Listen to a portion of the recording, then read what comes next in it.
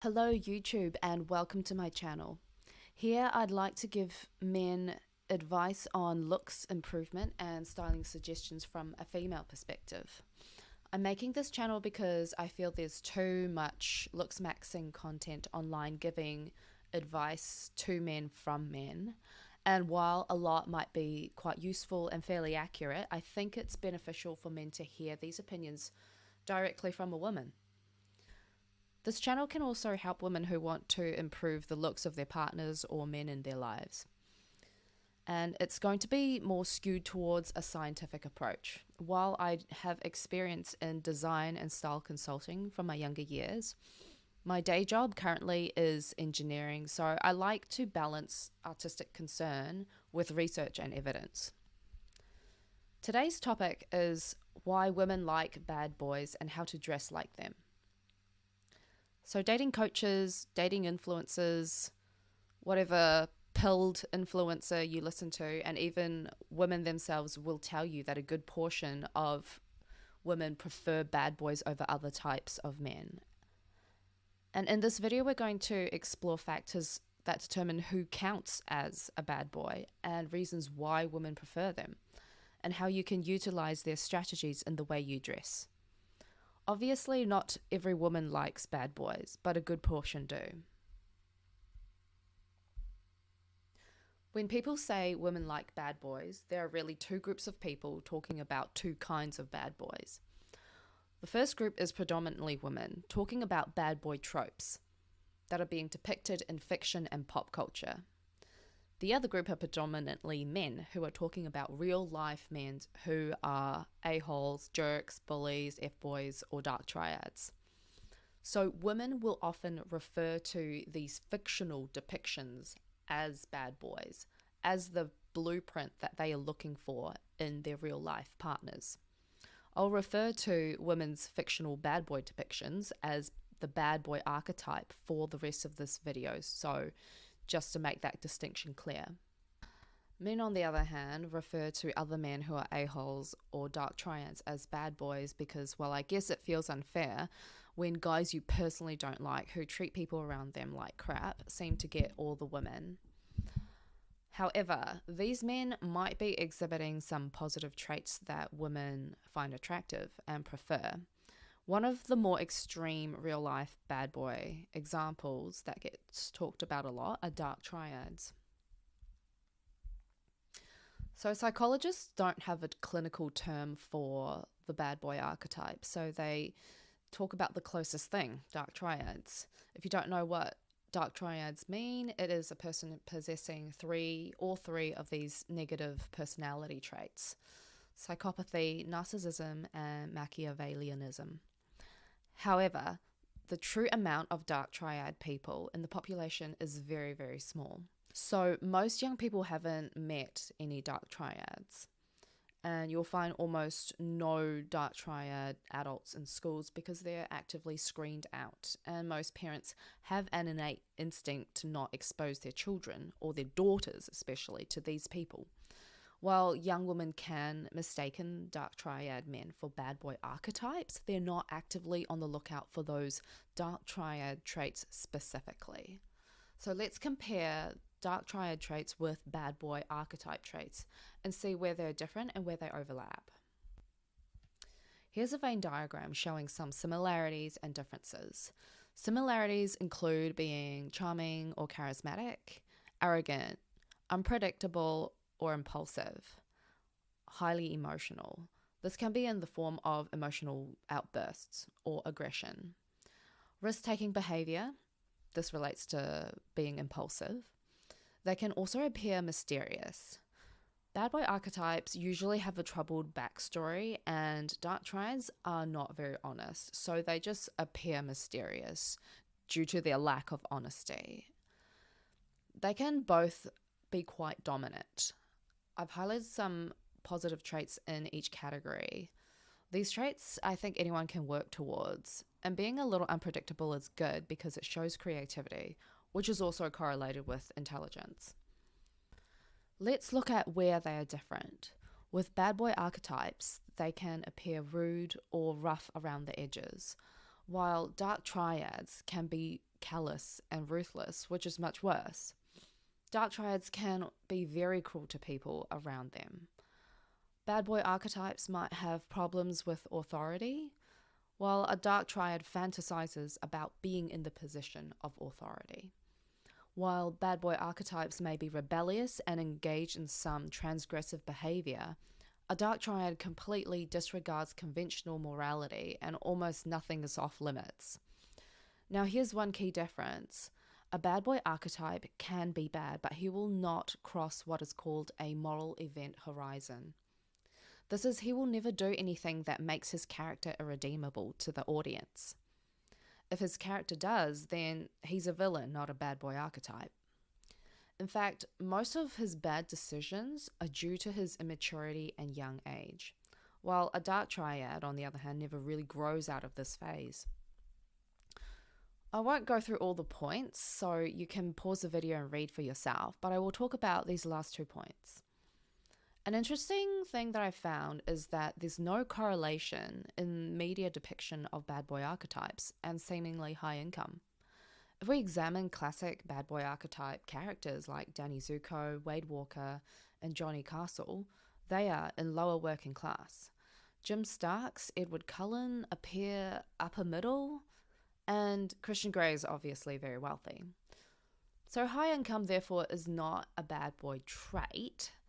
While women prefer high-earning men, being wealthy does not automatically make you fit the bad boy archetype. The last point is really important. The bad boy over the course of the story becomes a nice guy due to the relationship with the girl. This is what most men don't understand. And there's a reason why this is often depicted in fiction and why women like this. In fact, this is the only reason why women would even consider dating men with bad boy archetype traits. They think that they can turn them into a nice guy, or they like the challenge of it. Unfortunately, this strategy often backfires for women because if a nice girl is showing that she likes a bad boy, then it's only logical for the bad boy to think, well, you like me this way, so I better stay this way. In rare cases where this does work in relationships, it's usually when the couple is young and the rebellious and risk-taking nature of the man stems from immaturity. Then as he matures, he becomes a nicer guy that keeps the woman happy and the family together. But why is this so popular in fiction? Well, most of the time, purely it's just to keep the audience engaged in an enemies to friends type of story. If there's no tension, then the audience is not going to be engaged. So this creates plenty of tension in the narrative. Women also really like this from a biological perspective because they need a man who can balance the need to defend his family against attackers and being generous with his kin to provide food and resources. So let's further explore the moral event horizon that the bad boy archetypes does not cross. This is a threshold for how bad a bad boy archetype can be before they are written off as villains. When examining someone's original bad boys, you'll see that they're actually not that bad. This is because they need to stay on the left side of the event horizon. In Rebel Without a Cause, James Dean's character Jim ends up in a knife fight, but tries multiple times to avoid this confrontation and talk his aggressor, Buzz, down. He becomes linked with the death of 2 characters, but was never the direct cause of death and tried as much as he could to help the situation. So you can see that there are redeeming factors that balance out the flaws of these characters. In this graph, I have 1 axis, light to dark triad. Light triad being individuals that possess 3 positive personality traits: empathy, compassion, and altruism. On the other axis, how good looking you are. The better looking you are, the badder you can be before crossing the event horizon. The event horizon is determined by the viewer, or in the dating case, the woman. If a woman herself is positioned to the right of the graph, then that moral event horizon will shift to the right. If she is positioned to the left of the graph, then that moral event horizon will shift to the left. So you can see it depends on who the woman is. The bad boy archetype is in a Goldilocks zone. You must be above average in looks, and you cannot be too kind and generous, and you cannot be too mean and malicious. This is why so many guys find it difficult to grasp. There is this triality of factors that you have to embody. Next, the age discount. Just like attractiveness, age is another discount you get for being bad. The younger you are, the more you can get away with. In real life, age is actually a huge reason for bad boy behavior. We can see in this graph that men's testosterone peaks at around age 23 to 24, and high testosterone is linked to more risk-taking behavior. High testosterone is also a health and fertility indicator. It's interesting that the age when men have the most testosterone, women are near their peak fertility as well. And you can see from this list of male actors who portrayed bad boy characters, most of them were in their 20s, with the exception of Jamie Dornan being the outlier. But it should be mentioned that his character was under 30 years old. So we've already talked about why women might not like nice guys, but just to be clearer, these are the specific traits they don't like. They don't like men who are physically unattractive. They don't like men who lack confidence, who might be introverted, who have a boring personality, or are inauthentic or passive, and who have too much like triad qualities. And they don't want men who are not good in bed. I think these are mostly self-explanatory, so I won't go into them too much, except for the last one, because that is the most important factor when women are looking for a partner. So this is shown in a large international study in 2024 that examined stated preference versus revealed preferences by women. And it was shown that the number one most important trait a woman looks for in a guy is someone who is good in bed. So this is the revealed preference, not what women state, but what the study unveiled. Sexiness is also higher than reported preference. I have my own theories as to why bad boy tropes, bad boy archetypes might tick this box for women, but I'll talk about this later in the video. The study also showed that compared to a woman's stated preference, they actually didn't prefer high income and status as much when they actually selected their partners. So this matches up really well with the bad boy archetypes, which have very little correlation with money and income and status. When it comes to dating apps and even in-person cold approaches, it can be incredibly difficult to display the right amount of bad boy personality traits. This is because a woman wants a bad boy who is a nice guy to them and a bad boy to everyone else. And how do you even show those personality traits in photos? So what's the best way of demonstrating bad boy archetype traits online? Well, the best strategy, in my opinion, is to look like a bad boy and communicate these bad boy personality traits visually. That means you need to be good looking, so you need to improve your face, and you need to dress according to your body type, and incorporate bad boy aesthetics into your outfit. If you do any risk-taking sports, make sure to include it in your profile. Risk-taking sports can include martial arts, snowboarding, skiing, rock climbing, paragliding, you get the idea. A picture speaks 1,000 words. You should also think of the way you dress as a physical manifestation or physical indicator of your personality. So your choice of clothes, brands, colors, styles, even tattoos and jewelry can speak your personality for you.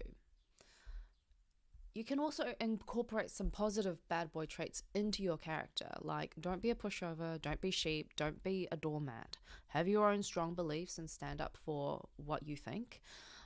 But this can take time, and it's okay to take time to work on that. Since this is a styling channel, I'll mostly focus on clothing and looks. Like I previously mentioned, the key aspects of the bad boy archetypes is a balance of light and dark triad personality features. So this is the same when it comes to visual styles. You have to have a mixture of bold, rebellious styles and soft, vulnerable elements. So for light triad styles, you need to have thin or form-fitting shirts, or shirts that expose your neck. On the dark triad side, you need to aim to have thick, dark eyebrows, and your jackets need to be heavy weight materials such as leather or denim, anything on the thick and heavy side. Styles can be rebellious. You can have tattoos, piercings, and imagery on your clothes or jewelry that have a dark symbolism. However, depending on your body type, what you need to do will vary, and I will talk about this in the next part. You will also need to be at least a 5 on the facial attractiveness scale, minimum. If you're not a 5, then you need to try your best to at least aim to be as close to a 5 as possible. If you have major facial asymmetry, you need to sort that out first. There are plenty of non-surgical options these days, from filler to Botox to dental work, and also massages that aim to fix facial asymmetry, such as Korean Golki. You will need to be inside the healthy weight range, so find a diet and a workout routine that works for you. Next, bad boy archetypes are always groomed, so if you don't suit a beard, don't grow one. If you suit a beard, you have to keep it tidy. Have nice sunglasses that suit your face shape, and always make sure you smell good. So let's look at some examples of different body types. I'm a huge fan of David Kibbe, and here is a Kibbe chart. But basically, this chart categorizes body types and features, facial features, into 10 categories. David Kibbe calls these categories Image IDs, but I like to refer to them as body types because it's easier to understand. So each body type has a different amount of yin and yang features. What does yin mean? Yin means soft, round, small, short, wide. And yang is the opposite, so it means sharp, straight, tall, large. Now, the reason these are not called feminine and masculine traits is because the features don't line up with female and male dimorphic traits. So I've drawn a line for roughly how the female and male dimorphic traits would go on this chart. Romantics are on the yin extreme of this yin and yang scale because most of their features are round and soft. And then dramatics are on the yang most extreme of the scale. Classics are moderate in almost all of their features, so nothing really stands out. Naturals have yang angles, but the angles are more blunt and rounded. And then gamines have a combination of extreme yin and yang in their features. So due to the duality of bad boy archetypes, gamines actually make the most natural bad boy archetype body types of all. This is because they naturally suit wearing a lot of jewelry, contrasting fabric weights, and they can pull off tattoos without looking like a straight up criminal. Flamboyant naturals, soft dramatics, and dramatics often don't need a lot of dark triad elements. They don't need a lot of dark triad visual elements because they already appear very masculine. And due to the high amount of yang features, you already look quote unquote bad enough. For example, Hugh Jackman in Wolverine looked pretty badass just in a white singlet. So romantics, on the other hand, have too much light triad features to pull off the bad boy archetype easily. So I would suggest opting for a different archetype altogether. Now let's look at James Dean. As one of the original bad boys of cinema, while his outfits may look tame by today's standard, it did mark the beginnings of this archetype. He obviously has high facial attractiveness and is a Gamine. James Dean has a proportioned face with a good height to width ratio of 1.32. He also has a neutral canthal tilt, slightly close set eyes, and pretty equal thirds. He has high but flat cheekbones and a slightly small nose width to mouth ratio, which is a female dimorphic trait. He has a rather compact mid-face ratio. His nose is slightly upturned, which is another female dimorphic trait, and his chin is slightly too pronounced. However, it creates a masculine nasal-mental angle of 135 degrees. He has a very well-defined jaw, and his combination of a short stature, blunt and sharp angles, make his face typical of Gamine's. Despite his close-set eyes, noticeable eye bags, flat cheekbones, slightly overpronounced chin, he is still above average for a Gamine. Now, James Dean's characters are carefully curated to tell a story, so to complement his extreme combination of yin and yang features, his outfits also follow that extreme, and it creates an overall sense of condensed masculinity, power condensed into a smaller package. His jackets are one of the most important aspects of his outfit. This cropped red bomber style is so compact and high in energy. The color is aggressive, and the softness and roundness of the shoulders add to the width and volume of his upper body. And the height of his collar is also really important because it hides part of his face, creating that sense of mystery. His jeans are also rolled up to add more thickness and to further accentuate the compaction of his stature. So by having short crop jackets and short rolled up pants, he looks more proportionate. Now, all clothes distort your body, and by having a jacket that has volume, his shoulder appear wider, giving him the desired V shape. You can see his influence on Grease, Crybaby, and a number of other movies. While the biker style leather jacket looks effortless on James Dean, you can see that the look isn't pulled off to the same extent by other actors. Dacre Montgomery's probably the closest, but you can see that Johnny Depp's jeans look slightly too stiff because he is a theatrical romantic, and John Travolta doesn't need that much detailing. They all still look pretty good overall.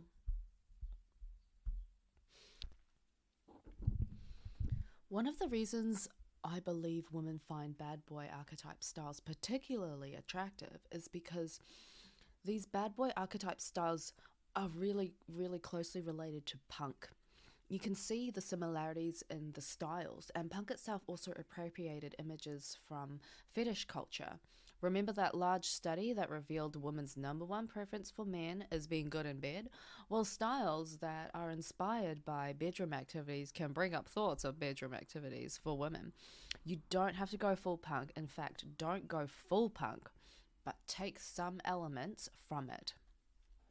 Elements you can add to your outfit include accessories such as chains, rebellious jewelry design, sunglasses, tattoos, or piercings. Along with a leather jacket or heavyweight jacket and some accessories, a thin white t-shirt or singlet is key.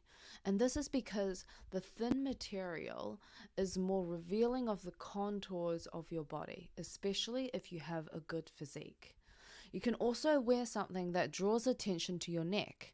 This is because your neck is a very vulnerable area. A soft draped shirt with a top buttons undone works really well with men with a lot of yin features. And V-necks or a polo shirt with the top buttons undone also works just as well for men with a lot of yang features. So that's it for this video. It's been a long one, and if you found this content helpful, please give me a like and subscribe to this channel. Till next time.